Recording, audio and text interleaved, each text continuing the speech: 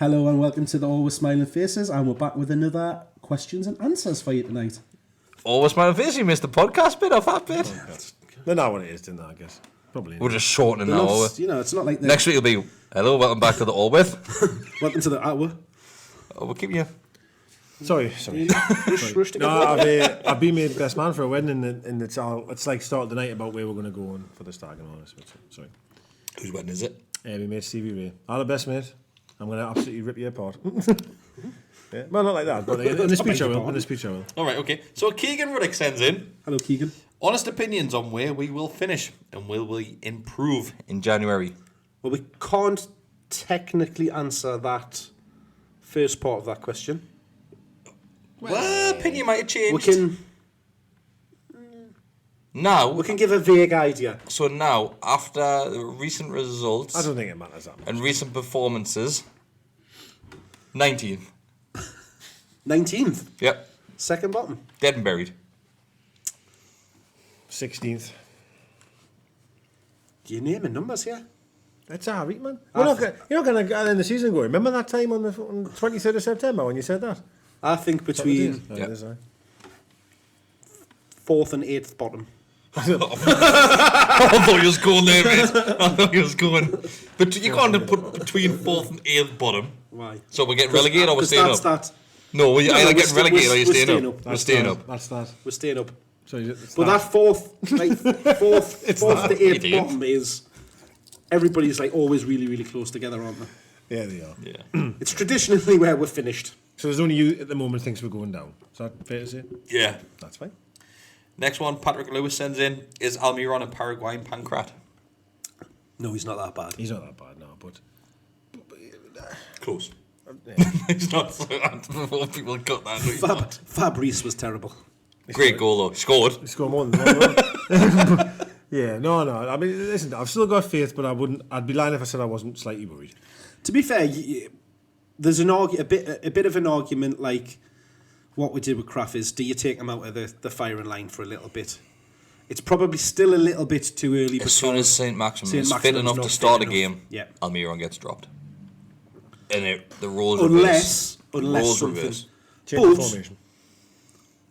I think Saint-Maximin will be much more effective being used the way that he is as an impact sub. You ain't paying 20-odd million Yeah. for a 10-minute game. You don't want to come to a club and sit on the bench and get the last 20 minutes. I know. He has to start. But do you honestly think he can keep up that intensity for 90 No, minutes? absolutely not. But let's burn him into the ground for an hour then. Let's absolutely rinse him for everything he's got for an hour. And let's face it, we haven't yet seen what he's like when he's got somebody coming at him. Oh, he let them as go well. past. So it'd be like Ginola. We wouldn't care. He'd be having like spot a tab up on the corner. I didn't care. Saying that's where I'll start getting angry. Nah. If he's not tracking back and He's not working tracking. hard. Mate, I'm telling you right now, he's not going to track back. I'm going to hate him then. Well, He's another Ben Arthur. bollocks. King. So Jordan Morris, your mate. Yep. Can I tell Jordan he's friend this week? Since the last time you said his that you friend? hate him. No, I didn't say that at all. He did. So Definitely did. Jordan Morris sends in, should we go back to the 4 at the back, mainly at home, or keep with the 5? I've said it before. No, I'm sure he put on what I put on. Didn't I say? Last When week? I said, yeah. 4, 2, 3 and then a 1. Oh, it's because you're like Siamese twins, aren't you? I think it would work. Messies. I think it would work. I think I said this on the preview with Sam on there. I think 4-4-2, to be honest. He also says, after he's banged on for 18 months about we're playing 3-5-2. do you think? No, yeah, I did that from the championship days 3-5-2, but I believe 4-4-2 gives you the opportunity to go 4 front almost when you're in possession. 2 wing. The two just sit there all the time. The midfielders just stay where they are. But you've got 2 wide men, 2 up front. You've got a chance of going 4 when needed. I kind of think of a team in the league that plays 4-4-2, like. Maybe not. And are you not harping back to bygone days of when that's what Leicester won football the was league about 2 and years stuff ago like that? 4-4-2, so it's possible. Not really. It's 4-4-2. That was more 4-4-1-1. Oh my god. We're not arguing over I think 2 and a there's 1-1. Like, we're not happening. There's a time and a place for it, isn't it? You cannot just say this is the formation that we should play because no, I'm not saying that. As each game comes, that's it. You've got to look at what who the opposition is, who you're playing, how do they set up, how can you combat that? Well, we did that against Brighton. We didn't do it against Brighton, did we? No, we stuck to what we've tried to do over all season. Exactly, it needs to change. But rather than playing 3-5-2, it ended up we played 5 at the back, 2 in midfield, with 2 a little bit further on or out wide that then dropped back in and one 7 mile up the pitch by yourself. And that's why it needs to change. We'll have to have someone close to Joe Linton, and there's not many formations you can play that's going to allow you to have 2 in front, is there?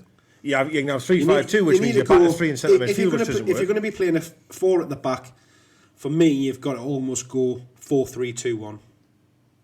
Jordan also says, do you think the Premier League is too fast for John Joe Shelvey? 1,000 million %. Yeah, it is. Yeah, it is. No doubt about it. Not just the Premiership. You're not even on about off the ball either. People always bang on about how slow he is, running wise. You don't have to be a fast player. Like, I mean, no, De Bruyne's not exactly a fast player. Not if you're clever. When he gets the ball, he is so slow, body, mind, and soul at the moment. Look at Juan Mata. I still think he's a fantastic footballer. That's my 95. Can he run 5 yards? No. Yeah, I agree. Totally. But can he have in 5 yards of space, pick a pass left, right, and centre? He's got 5 yards up here. He's got 5 yards 100%. up here. Shelvey hasn't got nout.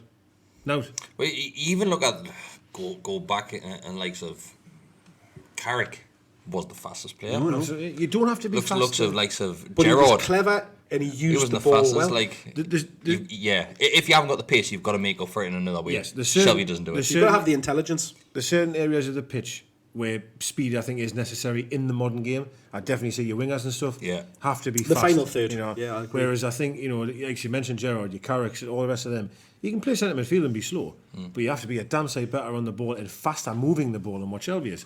And as I mentioned on the last one, amount of times Shelvey had the ball, he takes one touch, tries and takes another one, has a little look. It's too late. They were just squashing him as soon as he got the ball. The only way I could possibly see him working in the team, not that I ever want to see him in a Newcastle shirt ever again, is if you have You hate when people say that, don't you? Is if you have really 2 people sitting in midfield and then you have him in front of them. We said this about Hayden, let's be honest. When Hayden got sent off that game, we said that we never wanted to see him in a Newcastle shirt again. My worry is here, though, is Shelvey's playing for a contract, apparently. Done it time and time again. That is worrying. So if he's playing for a new contract, Christ. Where the hell is he getting this contract? It just sums like I could not get my head around why people were banging on for so long about Shelvey being missing from the team and wanting him back in the team last season and this season. There was a reason last season he didn't get picked to play in the team. Yeah. Rafa didn't think he Rafa didn't like lazy players. He didn't think he would do what he wanted to do on the pitch, and he didn't. So people used to harp on about Mitrovic not following Rafa's plan and being lazy. Shelvey's just as lazy. Let's be honest. That has always been my big bugbear about him, is that he just... Is it lazy or is it just... Is it effort? Is he just not good enough? I just don't think he's that type of player that does that. He just wants to be a luxury player, doesn't he? Yes, he does. Where he's got the time to do whatever the hell he wants. No, I'm not saying you can't. But you also, you kind of change his mindset from 28 and go, by the way, I want you to run everywhere. You're not going to do it. But he did last week against Liverpool when he could be arsed. Last week he could be arsed and he wanted to prove a point at Liverpool. But what we didn't pick up on the review of the Liverpool game, we got tagged in it later on, was Salah's goal. Yeah. So Shelvey is with Salah 100%, when he plays the first pass, and he just lets him go. Yeah. He's walking. He's literally walking away from Salah in the opposite direction. So Shelvey is not the type of player that's going to man mark and track people down, and it's just not that player. He's a luxury player that likes to try and start moves and try Hollywood. And we're seeing a luxury player. He's not that good. No, he's not. Like, your luxury players, you expect them to be pretty decent. I hold my hands up and I admit I've sat here and defended him as much as I possibly can. That I really do think that there is a player there in terms of being able to start moves off and find that pass that you're looking for. But he doesn't do it often enough to justify him not running around. Yeah. If that makes sense. You can't find that killer pass or a goal scoring opportunity when you're 10 yards from your own goalkeeper and trying to play a pass to a striker that's 80 yards away. Yeah, I'll give you that one. Yeah. I'll give you that one, yeah. So next one, Daryl Mitchell-Hill says, another one about Shelvey. You think Shelby was going to be a making bit of a recurring theme tonight. so you think Shelby was making the most of his chance to play at Anfield, only to get back to his own ways on Saturday. It's more or less what I've just said, isn't it? Is he fit for purpose in our system in the long run? He says in Brighton he's not. So he's answered his one question there. Should we look to sell him in January? And who would you replace him with? 100%. I said that I would have sold him for the last couple of seasons. I couldn't understand that apparently West Ham were trying to buy him in the summer. And I'm not even talking about a decent amount of money here, you know. I'm not. The money that he's on wages-wise, you know, even if you take a reduced amount from a transfer... What do we buy him? 12? Was it 12? Yeah. Was there on? Yeah. He's not going to go... honestly take 8. I don't think At a push. I think you get 5 or something, 4 or 5, which is fine. It's fine. He's gonna have to go America or somewhere like that, isn't he?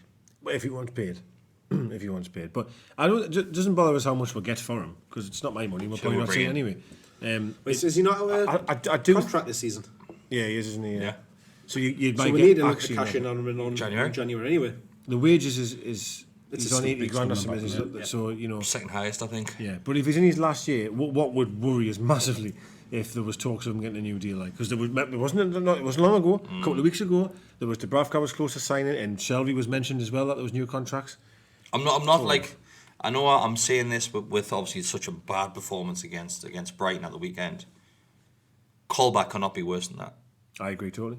Sevilla cannot be worse than that. Did I not say to you at one point I'd rather have Colback on the So pitch that's than two him? players that aren't even in the squad. Did you refuse to get his photo taken for that? Aye, so I heard that early on the Friday morning.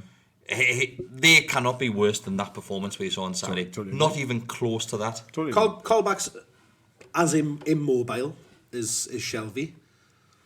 Sevilla, every time Sevilla's played, I've thought he's looked all right. I think Okay, Colback yeah. was a complete scapegoat, I think, for many people. I honestly He did well when he went to Forest last season, didn't he? he did, yeah. Forest wanted to keep him, but obviously wages were a stumbling block. It's worrying that we're sat around this table and seeing two players that aren't even in the 25-man squad that But that's are better than that player. That's been my worry about the midfield. I said it last season about worrying about the strength and depth that we had there. Obviously, Key came in and put in some surprising performances. Then, you look at the four you've got. You've got Shelby, Hayden, Longstaff, Key. Two Longstaffs. Technically, Longstaff. Yeah. It isn't that bad. Like, it isn't that bad. Now, honestly, I know I agree with what you're saying totally at the moment. That is Colback. Can he do any worse than Shelby? No, definitely couldn't do any worse. But on the flip side, is Shelby a better player than Jack Colback? I would have to say yes. On paper, you probably would say yes. You expect him to be. You expect him to be, aren't you? Now, if he's not pulling his weight, then he doesn't play. Yeah. Get him out. Get in.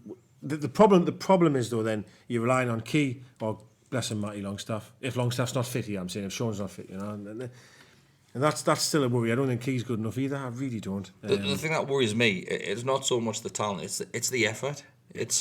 You'd hope you were getting a lot more effort than the players that are sat waiting to replace Shelby, and they must be sat on the bench and obviously if they're injured, just sat waiting, thinking, as soon as I'm fit, I'm taking his spot because there's no way he deserves to be on that field wearing that shirt. That's one thing you can't forgive is not putting the effort and commitment in. You can be the greatest technical player in the world, but if your attitude is one that you're not going to fight, help the team, then... But it's polar opposites, because we didn't space. see... I don't think we saw it once against Brighton, but in Liverpool we did see it at times. And that's what I'm saying. It's like, and that's what it is. How can you drop? It's when he can be bothered, he's got the ability. But I've seen it far too many times, and not just at Newcastle.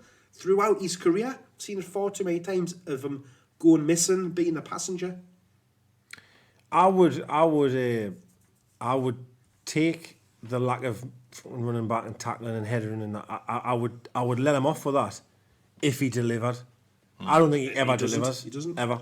So I'm not saying can't all levels here, but I'm saying that's if he from really, you, mate, because you've always been pretty pro Shelby from the days being here as well, haven't you? Absolutely, because I always believe that He's the one player when he gets the ball, I generally used to feel like, sorry, he's got it. It's worrying that find his best performance in Newcastle shirt was probably his debut. Yeah, that's the only thing I can remember is that That game against West Ham. I thought QPR away was unreal, like, but he scored a screamer. But it is what it is. Championship, you know.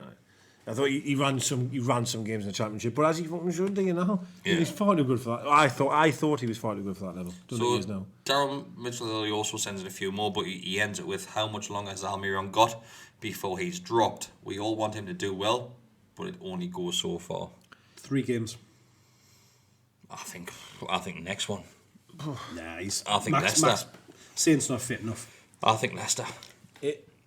I think if you've got Leicester and Man United, and if he doesn't do anything in those 2 games, I have a good performance.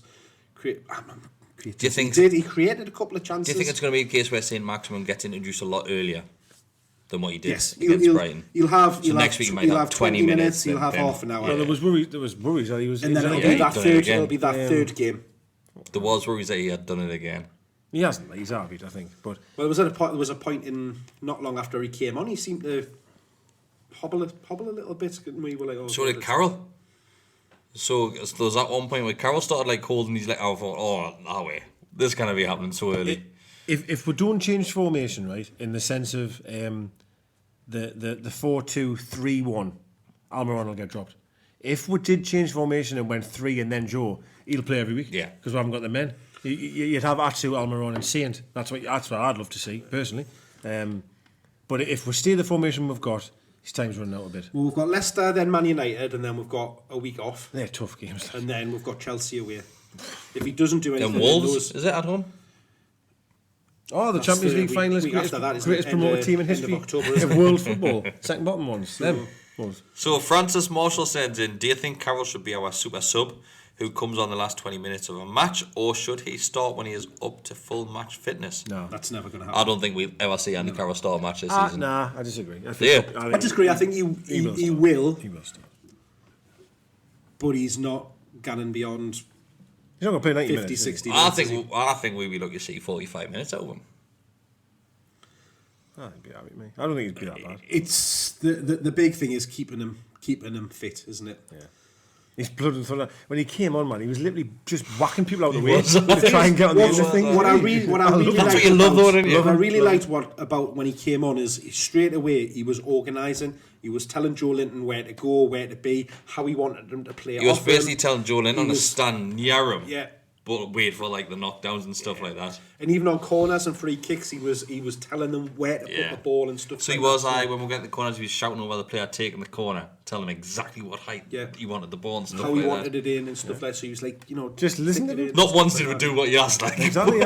How on earth we kind of do that? I just didn't understand. Just get it in there. Get it in the box. Hit it the tallest fella outside. I'm telling you, he will batter teams, man. Honestly.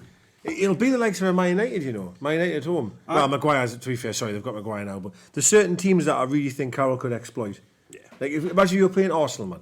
Oh, he would absolutely. On that game, he would terrorise them, man. Lewis, wouldn't he? Them don't want... Exactly. He doesn't want his hair getting messy. Those last 10-15 minutes against Watford, when we just kept on attacking and attacking non-stop. If you had him then... Now, there's going to be games where he'll be influential. I'm still worried that he won't be able to recreate what he did.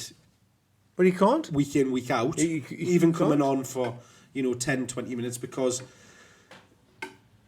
that was a big thing for him, coming on there for his second home debut. I think you're going to get impact and stuff like that. You're going to get that every home game for a while.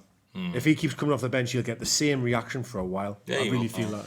But can you not see that if he keeps coming on like that and doesn't do anything when he's coming on, could that? People are starting to turn on Almiron. People are starting to turn on. Is it doing nothing or not getting the service? I think it depends on it. As a football fan, a lot of football fans are. He hasn't scored. He's played shite. That's bottom line of football. If you haven't scored, you're shite.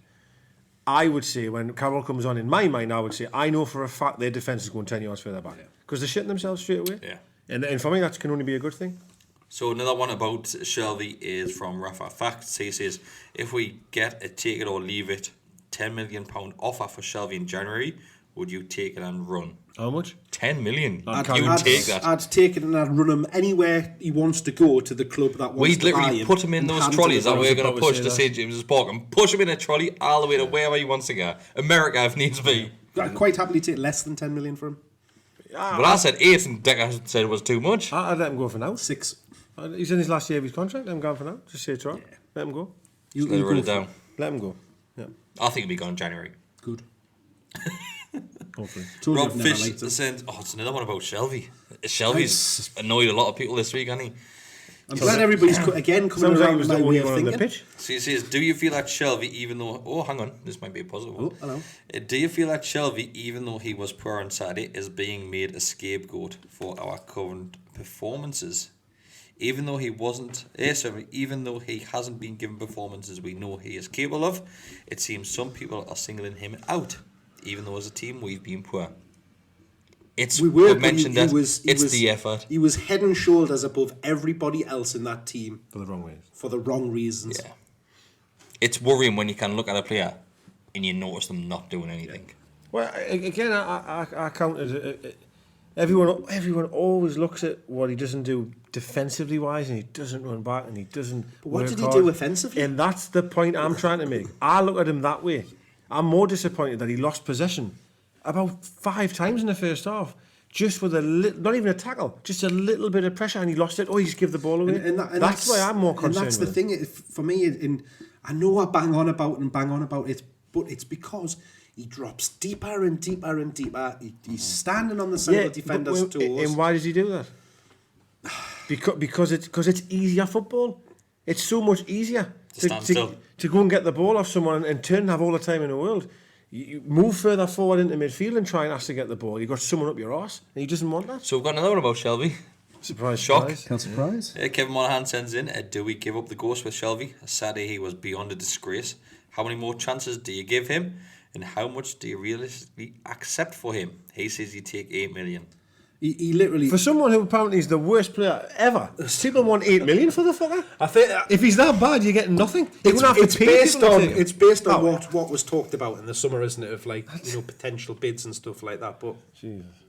Oh, yeah, though. You kind of... No, who was it? Kevin Monahan. Right. But oh, yeah, though. You're saying there that... What do you say? Worst performance known to man. Pretty much, Well, yeah. he said he was beyond a disgrace. Beyond a disgrace, but I want 8 million you know for what it is? Oh, I'd go as far to say that his performance on Saturday was worse than Grant Hanley's performance in that... what was that cup game? The cup game. Where honestly, that was the worst. That was the worst performance I've ever seen from a professional footballer. Who were playing? Shelby topped that. Not on even Saturday. Jacob Murphy's been up there, like, in terms of them performances, like, honestly. At least Jacob Murphy gives you a couple of flashes of something. No. Adam Beckett sends flashes in, of shite. what's your favourite pub in Newcastle before a game? He says he was at Rosie's Bar and the Strawberry this weekend and he loved them both. Oh, I used to love the story back in the day, like, to be honest. But Strawberry gets rather busy. Like, does, Depends. rammed. so We like bar logo.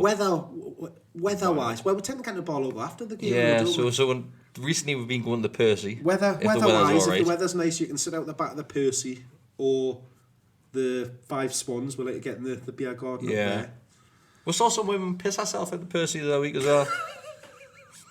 Yes, we Steve Bruce's we wife. did indeed. So these allegedly. So these are the places where we go. Some woman just literally pissing herself on a bench. So yeah, go there. Yeah, sounds great. Sounds great. I've told you not to bring your lass ever again. I do miss the days we used to have in the gate before Indigo closed down. That used to be Indigo was decent. That was the Derby pub, Day that was mint the- Indigo. Used to go in and it was when you went in you got a free Jaeger. When you bought a drink, You got free. you got a free Jaeger. And it was also 5 Jaegers for £5. And when you were leaving, So you got a Jaeger. you'd go in and you would get 5 Jaegers, please, for £5. But you would also get your free Jaeger, so you ended up with 10 Jaegers plus a Jaeger for going in. Sounds For a fiver. It was amazing. Sounds amazing. Can't remember any of the games that we ever went to after being in there, but So Still a comment on them and said they were shite, probably. Chilcott sends in. So far in these first 6 games, we've played okay. Well, against the better sides, but we've looked less than convincing, to say the least, against the fodder around us. All the signs of another McLaren season staring us in the face. Well, no, we hadn't even won a game after 10 games, had we, with McLaren? He kept saying Judge after 10 games. Did we even win one? I can't remember, to be honest. Yeah, but I'm sure Judge after 10 games. We didn't have 6 points or whatever at that time. I think. But I'm getting what he's saying is the performances. We've talked about this before, haven't we? There is similarities to it of, with they're both clowns in charge in the summer. They're both dinosaurs that you've brought in as managers. But let's face it, regardless of that, you go back the last 2 seasons, even when Rafa was here, we always picked up our game. Just as every other team in the league does, you pick up your game when you're playing the better teams, the top 6 or 7, because you're playing against a better opposition. It's a big name, so you want to go out and impress. Not to go back on the... I know I said I didn't want to do this, but the question kind of leads you there. You look at Rafa last year, I remember there was times, one of the years, but we got beat off Watford 3-0 at home, we got beat off Brighton, we got beat off Bournemouth, I remember, in the last minute. Evan.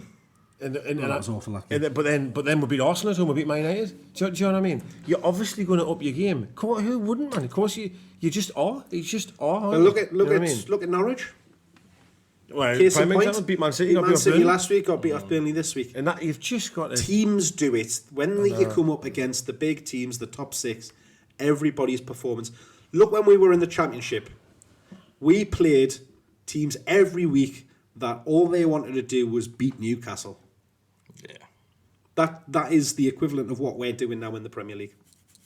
So Liam sends in, do you think it's embarrassing that Watford had a more possession against Man City than we did against Brighton, even though Watford lost 8-0? Mark doesn't care, but I do. You can use possession stats against you. How many points did Watford get on Saturday? I'm giving 0. How many points did we get on Saturday? 1. So does possession matter? Who was Watford playing on Saturday? No, so I understand what you're saying there. So why are you so upset with the game then? If you're not asked about possession, what did you want then? What were you not happy with? Because you're not happy because we didn't have the fucking ball. It's not the possession that. I've won, haven't I? You're gonna dig now. Does this prove that possession means nothing? It doesn't. It doesn't. I'm not. I said earlier, we beat Man City last season, but having a similar amount of possession. In the reaction, we were complaining about the possession. I know. I don't understand. Why were you so upset about the game then? Why was the first half the worst you've ever seen? Why was it? Tell us why. It's because when you had the small glimpse of possession, you were doing football with it. And that means because because you haven't had possession. No, but the difference is when you have the possession, you have to do something with it. Yeah, but that's called having possession, and we had none of it because we kept giving the ball away. But we still had possession. We had what? How much? 30%? 20%? We had 20% possession. But what did we do with that 20%? Nothing. Now, go back to the season before when we played Man City. We had a similar amount of possession. What did we do with it? We won the game. Who would you have rather performed like in the first half on Saturday? Brighton or us? Brighton. Why? Because they played more attractive football. They had better movement. And they had the ball, I would imagine. Has to be part of that. Yeah, they would have. They had the ball. Well, they had to have the ball. So there you go. So the difference was you can flip it around. They could have had that same amount of possession of the football and done nothing with it. What got them looking so good is the movement that they had off the ball, which then meant when they had it, they were able to do things with it and use it. But then, they could have had that 70-80% of possession can flip that around, and just knocked it backwards and forwards in midfield. But you can flip it around and thinking, who had the better chances in that first half? We did. I know, and this is where possessions are. I tend just not to look at them now. And that's why I'm saying possession's not important. If you can only, I'm not saying possession's important. I'm not saying it's the be all in the football at all. But you cannot read that out there and think that's alright. That be 8-0. Getting beat 8-0 is never alright. It doesn't matter. You could have 80% possession. But do you think Watford fans are sitting there thinking, no, they're not. Well, it's great. Oh, we lost 8-0, but at least we had a lot of possession of the ball. What did you do with the ball? Fuck all.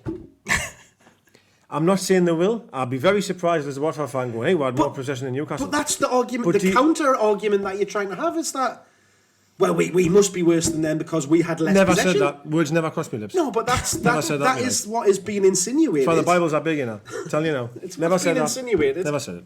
What I'm saying is the reason why you're so upset and everyone's angry about that performance against Brighton is because we got outplayed. We didn't have the ball on our own backyard, our own turf. I disagree. So what you're not happy? What were you not happy with? What I've just said is, it wasn't the fact that they had the ball that caused with the problems. It's what they did with it is what caused us the problems. Surely they could have had right. So let's swing it round. We had 80% possession of the football, and that first half goes exactly the same way. I'd be thrilled because when they have the ball, I would love us to have 80%. They used it. I would love us to play. I don't think we could play South Shields and have 80% possession. I don't think we're capable of doing it. We are not capable of playing the way that Bright. Don't say any, because we're not. Any team is not capable because we are not capable. We're 20th in the division in terms of possession. We can't string more than 5 passes together. We can't do it. We can't. And I can point to the reasons why, which we've just extensively. And that's why I'm not necessarily. I know I'm holding that game up. This Watford thing here. Fuck Watford. Fuck their possession. At home, we should be having. Brighton should not be having 77% possession in the first half. But how many times last season did we have a better possession than the opposition we were playing? I don't know, but back into the season, it wasn't as bad as it used to be. But I used to sit here then and still say we should be having more possession at home. Surely. Let's move on. Next one. Sorry. Dave McAndrew says, how long did the board give Bruce before making a decision? Transfers weren't his, so a change should be based on results. Fine, neighbour. The board we think we were better off than we were last season. We will literally have to be bottom of the table in a drift by after Christmas for them to even think about it, because Ashley has made this appointment and he would probably rather die on his own sword than react to it.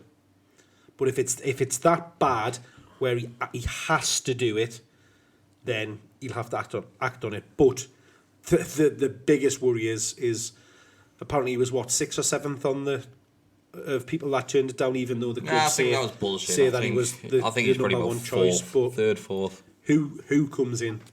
Right, who wants to come to this club? Next one, Jay, this one's for you, Deka. Yep. Would Deka give up tomato and garlic sauce for the rest of his life to see Newcastle win one major trophy? Oh, I would. Absolutely, yeah. Absolutely. It would be tough. And you love tomato and garlic sauce. Oh, garlic, I had a bit last night. The NFL, unreal. Unbelievable. James Boland sends in, can you talk about how desperate we've become as a club and fan base to be getting excited over a 30-year-old injury-prone free transfer coming on with 10 minutes ago? If you're not loving Andy Carroll at this club, mate, honestly, you've just got to appreciate what it is. He's a free transfer, so it's a no-brainer. I would be happy if Shearer came off the bench on Saturday. 50. It's got the potential to be a fairy tale, doesn't it? It does, but it's also got the potential. But he's a free transfer. He's a free transfer. Like, who cares? Who cares? We've got him for nothing. He's on a pay-as-you-play or whatever it is. It's type a no-brainer. You can't I just think it's one of them again, though, where like you've just got to look at the right though, can they? Like even when they're getting back in reaction for nothing, and people still aren't happy. You know what I mean? Like, look at the reaction of the game on Saturday when just when he was warming up, just when he was running up and down the touchline, everybody was up on their feet, buzzing, clapping. And then the noise. It's worth signing them just for that song. I can't wait for the Kevin Nolan's house one. We all want to live in Kevin Nolan's house. But it was just a surreal moment, just to class, to think and I'd look and go, that's Andy Carroll back on the pitch, because let's face it, he left in less than satisfactory way of being sold on deadline day for an obscene amount of money at the time. He dove in front of the Gallowgate when he was playing for Liverpool. Remember that one? Yeah, I remember well. He's even said himself that he's loving it. He's back. He's home. He said it. He's back. It's brilliant, man. It's probably the only good thing we've happened. If you can't get excited and get a warm feeling inside you that this is happening, then football's not for you. It's like the Von Trapp family at the minute. Like, he's got about 1 million kids, hasn't he? How he forced about? He's got 20 kids. He's banged everybody. Have you seen his lass? It's different lasses then, probably. Man. So, Yes. Allegedly. Well, I don't know, but I'd be shocked if they're out of here. Nothing the one. They're all out here. I don't know how much you've been lying. I think he's got hundreds of little carols running on Gateshead. We'll end it on Neil Gr. He says, you buy Shelby a one-way ticket. Where are you sending him? Sunderland. Good night. See you later. Thanks for watching. Ta-ra.